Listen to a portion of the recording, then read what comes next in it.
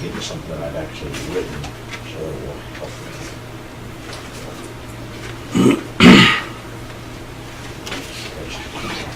We are charged with the responsibility for making the Commonwealth a national and global leader in the nuclear energy and to serve as an interdisciplinary study, research, and information resource for the Commonwealth on nuclear issues, which means that we are charged with the responsibility for developing and recommending policy which enhances and improves nuclear science technology in the Commonwealth and its activities. So while those kinds of things may benefit us as entity owners or those of us who are passionate about the science technology, that is exactly the charge that we have. So would that be a conflict of interest? I don't see how that could ever be a conflict. Right, so here's the thing. When I'm talking about you can't participate in a transaction where you have a personal interest, I'm talking about if your business is going to personally, like, directly benefit, well, not even benefit, your business is the subject of whatever you're doing, then you cannot participate. So this applies probably more to things like the waste board in DEQ, let's say, where sometimes people will come before the board on enforcement charges or something else that is specific and direct to that entity. If you have a personal interest in that entity, you cannot participate in that transaction, which makes sense. You don't want the owner of a business voting on whether or not to give them a civil penalty. I couldn't agree more. Right. But on policy matters, Okay. just because you are a member of a profession, A sector. right, or a sector of the community, I mean, you do have to say that you are a member of this community who would benefit from this policy recommendation. But given sort of the positions that are dictated as who should make up the board, that's not a conflict. It's not something that you cannot participate in. It's not something that you would be in trouble for voting on. The only thing you have to do is say, hey, I mean, as a member of this sector of energy production, this policy recommendation would be good for me and also the entire sector. That's all you have to do. All right, then I may get with you outside of this meeting and make sure we bring something back to the authority for our next meeting about that, just to clarify that we are actually recommending policy which benefits all of us, both as professionals in the science and technology profession, but also as citizens recognizing the value of nuclear science technology. So thank you for that. And I mean, asking specific questions with the advisory opinion is the best way to handle any potential conflicts. Perfect, then we'll plan to do that. All right, Thank you so much, Kelsey, appreciate Kelsey, it. I'd like to record. Thank you. Here. Just a second. What does you should announce instead of Okay, not the numbers, just yet. right. Tallied up the votes, and by majority vote, Donald has been elected as chairman for a second. Which, thank you very much, and I promise Ganapati to work very closely to make sure we are leveraging whatever issues you're interested in. I thank you for your confidence and your willingness to tolerate me for the next 9 or so months. I know Mary Alice was one of the no votes, so. All over my face. I know. That's why you don't want to play poker with But me. it's, No recount. yeah, no change for recount. No, okay, great, but thank you for that, I appreciate it very much. I do want to make sure that I'm glad she's out talking, that, again, when she mentioned to you that policy was a transaction, and we were recommending policy which benefited all of us, and in my opinion, personal opinion, benefits all of humankind, then we needed to acknowledge and recognize that. I want to make sure that is not considered a conflict in any way, shape, or form. I can't imagine it would be, but nonetheless, stranger things have happened. I think it's a good question. I think hypothetically, if you had somebody on the board who was, had an interest in uranium mining or something, and you were going to make a recommendation on uranium, that would be an obvious recusal situation. But more broadly, I think you asked a good question. I just want to make sure that we're all protected. Our job is to ensure that none of us find ourselves, but thank you, Dave, I appreciate it. I think if we want to just ensure that the kinds of activities we are conducting are indeed in the best interest of the citizenry of the Commonwealth. So with that, then, we'll move on to old business, and the first one is we'd like to ask Marshall Cohen, the Executive Director of the Consortium, to give us an update. Marshall, you on? Thank you, Mr. Chairman, and congratulations. Look forward to work together. Good morning, everybody. Just a few slides to update you on a couple things. If you got a second slide there. Thank you. When the VNEC got itself organized last year, and at one of our early meetings, we set some priorities for the year. One of the most important priorities was to see what the consortium could do to bring support for the Center for Advanced Engineering Research, and along with that, the integrated system testing facility that BWXT had put there. And as we developed the strategy, that basically was working on two levels, maybe three levels.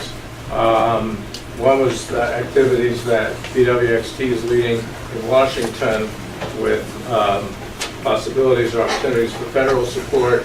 I felt it was a very good idea to see what we could develop from the Commonwealth of Virginia directly, given the importance of the facility and the potential of the facility. And so VNEC organized an advocacy effort here and focused on Richmond with the legislature and the state budget. And we worked, we had a really well-coordinated cooperative team with Bob Bailey and his folks at CARE, Regina's folks at BWXT, and we set out to inform, educate legislators, provide information, and the result 2 weeks ago in the budget that was passed by the legislature is in fact funding opportunity for the facility by the Commonwealth of Virginia. And I don't know if you can read it on here or read it on there, but we can get you a better copy of the language if you want. But basically in the 17-18 Virginia budget, funds have been set aside that can be made available to the facility once the facility has been able to acquire, ideally through some Department of Energy sources, some funding on its own. And when we organized this effort, that was the way it had been set up. That was the way, working with CARE and BWXT, they felt it should work best. So we did a number of things. So we organized meetings of the legislators, the local area legislators, to make sure they toured the facility. We developed support by the Region 2000 Economic Development folks down there, which was communicated to the whole legislature. We had, if you go to the next slide, we had some great media coverage out there that you know, pointed out the importance of the facility. So we're very pleased that we were successful in this. There's a lot more to do in terms of follow-up and working with Bob and that sort of thing. So the major thing I want to sort of put forth to you, this was a really, in my mind, in my view, this was a really excellent example of the power of the brand of VNEC. The power of the fact that we have the membership of VNEC, the 5 companies, the 3 universities, who really came together, adopted the philosophy. We used VNEC in terms of talking to legislators, including the legislator who was the sponsor of all of this, who sponsored the authority law and the VNEC law, who said to me several times, this is really great, this is what we intended. We wanted to have a source that was reliable and respectable that could come to us and say, you need to do this to help move the industry along, to help provide these opportunities for Virginia in terms of research and economic development and so forth. So that was gratifying, but also, again, I come back to the notion that I think it really demonstrated the power of what the brand can do. So we're very pleased. Bob's got, and Bob certainly feels free to jump in, he's got a lot more to do. You know, where VNEC itself goes from here, we'll be there to be supportive of whatever he does. If he goes further with the Tobacco Commission, we'll be supportive of whatever BWXT and its folks are doing in terms of the federal appropriations and the Department of Energy. We are being supportive as best we can for things like the grant application that Sama is leading. We've already, indicated our support to DOE on that sort of thing. So it was given the fact that it was what the consortium set forth as a priority, I feel very good that we were successful, and especially that we created a real, practical understanding by members of the legislature and others that, VNEC has some good stuff to offer. And by the way, we also had Secretary Jones out to a tour and visit, and we're coordinating some of this with him and his office as well. So it worked really well. Any question? Yeah, was the 3 million in the department's budget request for FY17?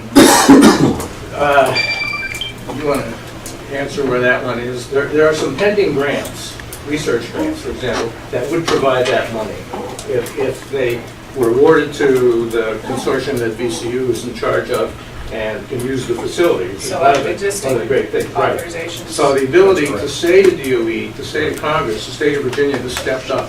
The state of Virginia has, indicated it's going to support, will help that a lot. On the appropriation side, Regina, you're more on top of that than I am. On the appropriation side, we have, sorry, Al. No, that's all right. I'm reading lips, don't worry. On the appropriation side, we're working very closely with the Virginia delegation and the appropriators to let them know, what the need is overall with regards to a user facility, not to earmark specifically for the IST, but it's looking very good. We got that requested before, the window closed. So it's looking positive for FY17. So, I'm sorry, I'm not clear. Is it a request for new money in 17, or is it coming out of an existing authorization that's already out there? I'll have to get back. It's an existing Is authorization. it, is it? Yeah, it's out of existing. Out of what program? It's primarily the DOE's NE program. Yeah. So it's out of the, So it's at a Larger high than- level, and then it's a matter of how that budget gets done within DOE and where that goes. And Regina's right, Senator King's office and Congressman Burton look at it, both become active in helping Very much so. draft some budget Thank you. authorization. So that's, and what Marshall and VNEC has been able to do is provide us with a really strong statement that says the Commonwealth and these five, and he's right, the branding of these 5 companies and three universities. That has been a very powerful statement to this whole. and in order to get the it looks like 2-year money, 600,000 in 17 and then 325 in 18. Do you have to get 3 million from DOE each year? We have to get $3 million from someone. It could be Each year? No, one time a year. The language is very, very broad. And in fact, my lobbyist and I have been fighting over interpreting the language. Because, they're directly in the line of fire if we try and misinterpret it, of course, and I understand that. But at the same time, the language is very broad, but I think that if the kind of grant that Sama's in charge of comes in, that would result in $3 million for the facility. And I think we would then argue, and we're going to be sitting down with the state about how this gets interpreted, how this gets, carried out and that sort of thing, so we can make sure we take advantage of the funds. We were late in coming around to really wanting to see if we could get something out of the budget. And so in doing that, we decided to soften the fiscal impact by breaking up the amount of money that Bob and folks thought that they needed into the 2 years of the Commonwealth budget cycle. So that's part of what explains why it's 600,000 and 325. And then, of course, legislators all have their own ideas too, so we got to work that through. And the rationale behind the amount was that's the amount over about a 9 to 12 month period that would be needed to restart, recommission. So it allows us to tell Oak Ridge or DOE or Idaho, if you want to come here, we have the resources to have this up and running. And then it's timed out over that time. Thank you. So then finally, just a thank you out to some of the folks here. I mean, we had help, in Richmond on the floors, if you will, from Dominion and from UVA and from VCU. There folks who have folks on the ground there. They were put the word in places that was very, very helpful. So it was good. I mean, I feel really good about it. Okay, next slide if you want. A couple other things just to report on.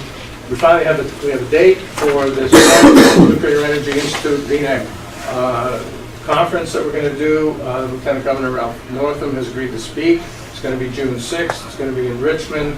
I don't have a place yet, but I'll have one place within a few days. And we are finalizing sort of a draft agenda and sort of starting to look for speakers. And we can get that out to you folks and welcome ideas for speakers and agenda topics and so forth. So, and we have, NEI is carrying a lot of the weight on this. We're using a lot of their capabilities for, they're going to cover some costs. We're going to combine sort of invitation lists that we've put together about nuclear in Virginia with what they have broader. We'll be inviting folks in Washington. So we're pretty excited about it. NEI sees this as a model that they want to do in a number of other states. And they're sort of pleased to have the opportunity to be able to work with a group like VNEC that can put this thing together. So that's coming along. Marshall, I don't know if there's a format issue with the slide. I had a little trouble understanding the third and fourth bullet there. Yeah, I just was looking at this sitting down there, and my slide maker. Yeah, I was reading that going. Just clarify. We're going to gin up the industry is the best thing. Okay, that was the fourth one there. Next steps, how do we enhance In Virginia. industries? In industry in Virginia. Okay. Okay. I Turn apologize. autocorrect. Apologize for that. Yeah. Honest to God, they must have done it on their phone or something. Okay, so. And that the June 6th date is set in stone now? Yes.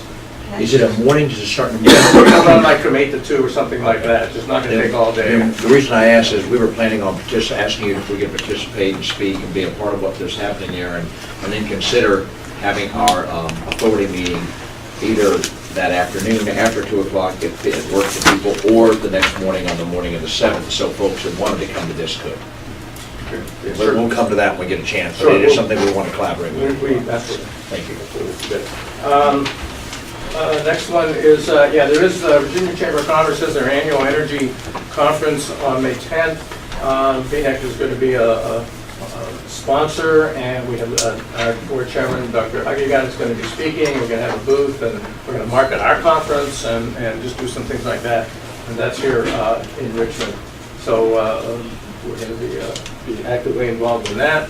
And then the final slide is just our continuing efforts to find a role that we can add some value to with the workforce. We are really partnering with the Virginia Energy Workforce Coalition.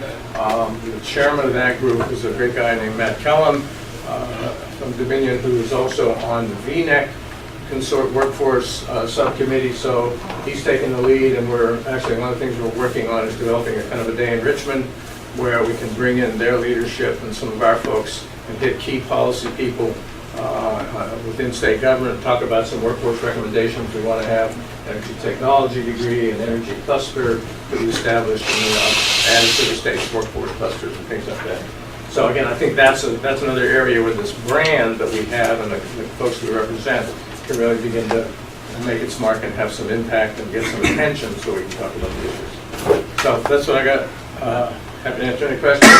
And I'm not sure, I feel like I have seen one of the community colleges, at least one has an energy. There is something. There are a couple things. I struggle to get a handle on workforce, to tell you the truth. Honestly, there's so much going on in so many aspects and so many groups and trying to I was just thinking figure about out a the way. community. Yeah, But there is something. I think there's one or two that offer one now. There is something. We're trying to expand what that can be, and I think the energy cluster idea there is probably as important as anything from what they're kind of telling me. So, I want to, the way I see the world is this is a policy matter.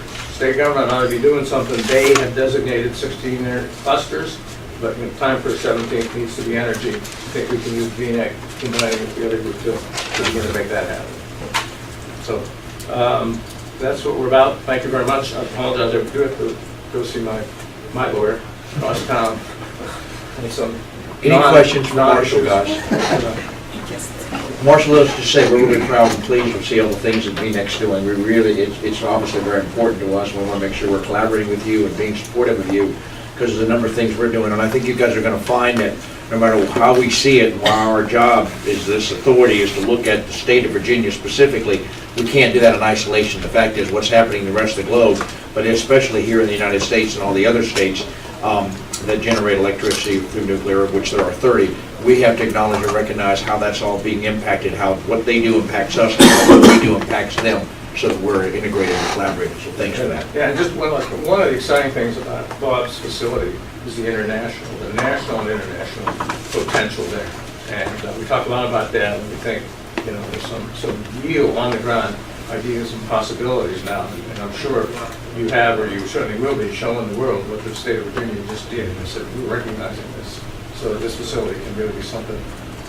Well, the governor was pretty adamant that he said, if we're going to do this, he wants the authority to make the Commonwealth what it is we're saying, and that is a national, international leader. And with that in mind, we've been working with Bob to bring several international organizations in April and May to look at this facility and to consider doing some of its research and other activities here, looking at it from the perspective of not only trade, international trade and sharing things, but also recognizing we're all in this together and finding ways in which we can leverage the unique assets of the Commonwealth to support not only what happens here in Virginia, but also what happens in the rest of the globe.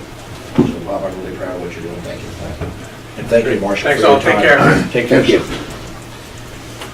Go to that. I'll just quickly run through. The next thing, I just want to give you a quick update. I've already mentioned this to you in December. This is something that's ongoing, and the reason I say this is simply because there is so much happening in the rest of the especially the country and the globe for that matter, but I'll just stay as focused as I can. It's something that we are a major part of. It's something important to recognize that the authority and the Commonwealth has established a mechanism and a process which many other states are beginning to consider to model. Just as Marshall said, the VNEC model, the Virginia Nuclear Energy Consortium Authority model, interfacing with other governors, we've had a chance to speak to them with and on behalf of our governor about why this is important. Go ahead to the next slide. Give me that computer. I'm just going to quickly run through all of this and just give you a sense of some of the things that's happened. Let's go to the next slide really quick. Sure. We've all talked about this. I don't need to say anything more. We're all aware of what's happening here in the United States about our nuclear power plants and what we're confronted with. Go ahead and do the next one. The two announcements of the premature shutdowns and possibly more coming. Go ahead. And with the Clean Power Plan, notwithstanding the recent decision about whether or not we can go on, and probably nothing will be happening. Many of the states in the nation were already doing their own clean energy processes and plans, irrespective of whether or not the Clean Power Plan came along. So there's a lot of activities that are occurring in a number of different states. Go on to the next thing. We've been working very closely with all the governors and the EPA to try to find ways to bring some sensibility to what this really means and how to measure and measure what we're doing and why the value of nuclear needs to be unique. Go ahead. And we actually rolled out our first revision of one of the tools. We're going to have a number of toolkits. Andy's on this committee with me. This is what this looks like. And what we did is we developed a toolkit that's made up of state and federal tools, if you will, or assets and mechanisms whereby states can appropriately value nuclear in their decision making of their assets and their portfolio for their states, and utilize and leverage existing processes and mechanisms to move forward to truly allow nuclear to play the role that it should play. But it was interesting, I highlighted some of the things, some of the press that we got back, and I'll be handing this out.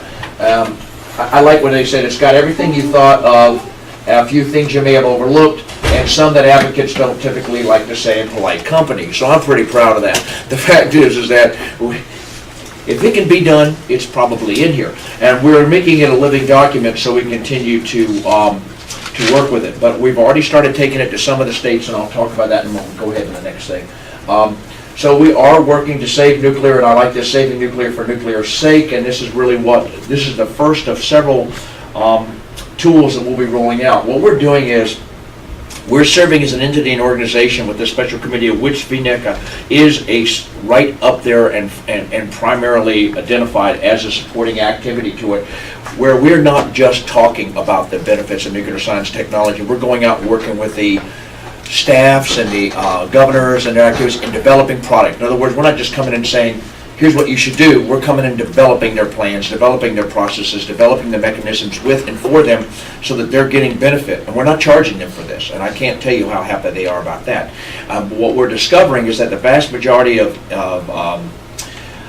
administrations in this country for the 50 states or the 48 contiguous states really do not grasp the value of nuclear. When you speak to the governors and their staffs and talk about what it is, they are really surprised and pleased to hear it and are willing to acknowledge and recognize they haven't given it a very, very level playing field. Go on to the next slide really quick. So we're tailored the toolkit. I presented presentations to our National Governors Association and ACO, NARUC, all these kinds of things. We've talked to the Republican Governors Association, the Democratic Governors Association, and the National Governors Association to make sure that all the governors knew this was coming, to get prepared and to get them to help us. And in doing so, we've really made some good friends in the sense that people are now recognizing we're getting traction on this activity. Go ahead. We're going to actually go and see every single governor before the end of the calendar year, so we're going to be pretty busy. We're going to roll out an Impact and No Nuclear report, which basically lays out exactly what it means if you don't have any nuclear that you currently have in individual states, in the entire region, or the entire nation. And I will tell you right now, in its draft form, it's not attractive. We're also...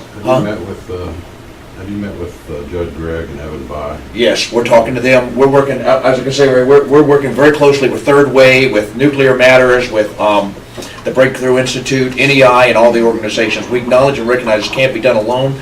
Well, what we're basically doing, Dave, is recognizing that, like it or not, NEI is a lobbying organization representing utilities which have more than just nuclear, and so there's certain things they can and won't do. Same thing when you talk about Nuclear Matters. They can go out and talk about stuff, but they won't develop any product. So we basically found out, okay, what is the turf that these individual groups are doing and what needs to be filled in? You know, so we're sort of like the workers on the ground if you're making this happen. We're going to make a consolidated report and plan forward to the Board of Directors at the June A&S meeting. But one of the interesting things we're also doing is we're putting together we're utilizing very smart students, if you will, from the University of Tennessee and MIT to develop basically frameworks that allow you to call up a state and then run through and see what their assets are for electric generation, and then remove them or put them back in and see what that does to the state from an asset standpoint, from an economic standpoint, from an energy standpoint, and it especially allows us to really demonstrate the value of nuclear, the unique value of nuclear in that. For the clean power plant. Yeah, for the clean power plant. But it's also, you know, start off with the clean power, but as you know, like in New York, we're working with Governor Cuomo's staff, that it really has become an activity because they have a clean energy initiative that they're working towards irrespective of the clean power plant. So as you see, we're working with everybody. We've already worked with EPA. We'll have more meetings with them to figure out where we are. So go ahead. Just talking about the plants that want to shut down, I'll go into the next slide. We believe the energy market is severely flawed, so what we've done is we've developed, and Andy's got a part of this assignment, we're looking at the energy market and we're going to identify in simple terms for people that don't grasp what the energy market was. Me, I've learned more about energy markets than I ever wanted to know. How is it currently structured, what's wrong with it, and what do we need to do to fix it? So we're not just going to identify the problem, we're going to identify the solution. Go on to the, just run through all the next slide, I don't even want to stay with them. But what we basically do is we talk about energy, the environment, and the economy. And those are the three major things that nuclear does that nobody else can do the unique way it does. And so that's something we've been making presentations about where we are. Going to the next slide, I want to talk about something. So what have we done? We've reached out to the leadership of Energy and Exelon to talk about, and the governor of New York to talk about brokering a fair assessment of how we can continue to keep Fitzpatrick as an asset, a national asset to the nuclear activities, and also the nation continuing to work. We're meeting with the governor of New York on April 12th. We've been developing justifications to keep Pilgrim going and also an Indian Point, but more importantly, we're really trying to focus right now on Fitzpatrick and on the license renewal for Diablo Canyon. I'm going a little fast, but there's just so much happening. I want to get through all this. We still have the national assets legislation, which we have now 31 congressmen and senators signed on that are willing to move forward to make it recognize our nuclear power plants as national assets to provide funding in some mechanism during those times which they cannot economically compete in the region in which they operate. Go ahead. And of course, this is something we've really been proud of. I've been telling the other states and the governors about what we're doing in Virginia and why they might want to model and use Virginia as a model, but have Virginia be the leader. And so I mentioned this to the governor, and he agreed that it's good to export these kinds of things and to make it clear that Virginia is the established leader in these kinds of activities with its unique assets, but also recognize that other states need to do something too. So go ahead. The moratorium, that's one of my favorite things. We worked very closely with Governor Walker of Wisconsin to get him to agree to sign the lifting of the ban, and so we were very influential in that decision. He's working with me now to work with the governor of Kentucky, and I'm also talking to the governor of Oregon to start lifting those moratoriums. We're going to have every ban and moratorium, hopefully some kind of legislation submitted by the end of this calendar year. So we're talking to the folks that make those decisions and getting them to lift those. Whether or not anything will ever be able to be built there is not so much the issue as just recognizing those are restrictions that are just archaic, and we're putting it at a time when things were totally different. And all this does is, because I make this presentation to a lot of folks, it tells you who has the ban, what kind of restrictions, because there's 3 different types, and some states have multiple types of those restrictions. Go ahead and go to the rest of the slides. You'll get a copy of this. Keep going. So, simply put, there's a lot happening. Your authority's right smack in the middle of all of it, and we believe that there's a lot we can do to leverage